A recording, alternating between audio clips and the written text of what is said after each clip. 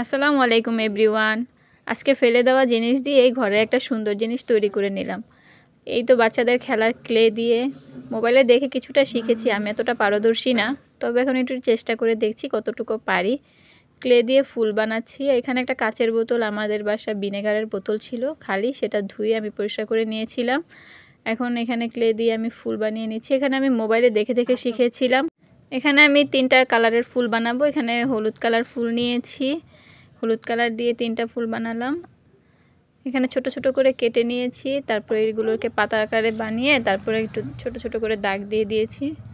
আমি অতটা পারি না, যতটুকু পেরেছি মোবাইলে দেখে শিখেছি অতটুকুই বানাচ্ছি। এখানে কেউ কোনো খারাপ কমেন্ট করবেন না, আমি যা পারি তাই করেছি। এই তো পাতাগুলো সব বানিয়ে নিচ্ছি। এখানে আরেকটা ফুল বানিয়ে নেব।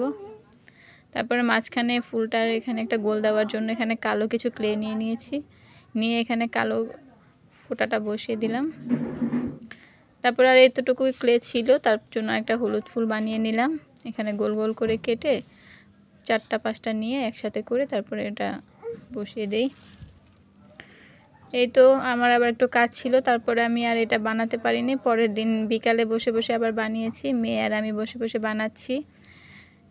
এই তো এটা আমার কমপ্লিট হয়ে গেছে। যেরকম পেরেছি তেমনই করেছি। সবাই কমেন্ট করে জানাবেন কেমন হয়েছে। আসসালাম।